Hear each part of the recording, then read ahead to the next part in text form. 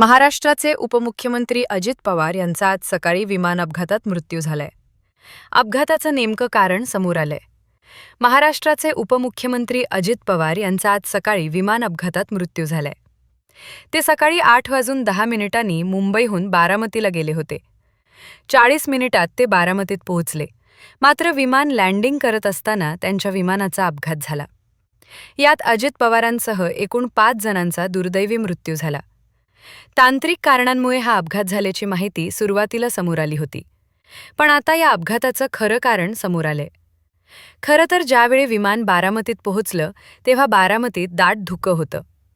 धावपट्टी दिसत नव्हती. बारामतीसारख्या लहान विमानतळाच्या धावपट्टीवर ILS सिस्टीम उपलब्ध नव्हती. यामुळे दाट धुकं असताना विमान उतरवताना पायलटला मॅन्युअल पद्धतीने विमान उतरावं लागतं. पण धावपट्टीच दिसत नव्हती.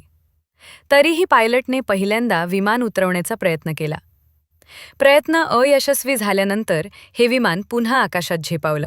आकाशात एक मोठी घिरटी घालून आणि धावपट्टीचा अंदाज घेऊन हे विमान पुन्हा लँडिंग करायला आलं. दुसऱ्यांदा लँडिंग करताना विमान यशस्वीपणे उतरेल असा अंदाज होता. मात्र तसं झालं नाही. एक्सपर्टनं दिलेल्या माहितीनुसार हे विमान थेट धावपट्टीवर जाण्याऐवजी मार्ग सोडून बाजूला गेलं. पायलटनं विमान धावपट्टीवर आणण्याचा प्रयत्न केला, पण त्यात पायलटला अपयश आलं आणि पुढच्या 4 ते 5 सेकंदात विमानाचा मोठा स्फोट घडून अपघात झाला.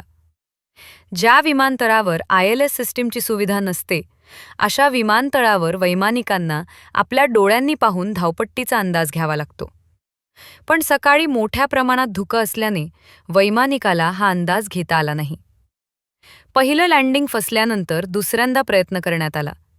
पण यात अजित पवारांसह विमानातील 5 जणांचा दुर्दैवी अंत झाला. अपघातापूर्वी पायलटनं मायडे कॉल केला होता. DGCAच्या सूत्रांनी दिलेल्या माहितीनुसार बारामतीतील विमानतळ टेबलटॉप रनवे प्रकारचं आहे. हे विमान धावपट्टीवर येत असताना यशस्वी लँडिंग होईल असं वाटलं होतं. मात्र जमिनीपासून 100 फूट अंतरावर असताना विमानाचं संतुलन बिघडलं. विमान धावपट्टीवर पोचण्याआधीच जमिनीला धडकलं. यानंतर मोठा आवाज आला आणि 4 ते 5 स्फोट घडले. या अपघातानंतर स्थानिकांनी तातडीनं विमानतळाच्या दिशेनं धाव घेतली. मात्र आगीच्या ज्वाळा प्रचंड असल्याने कुणालाही वाचवता आलं नाही.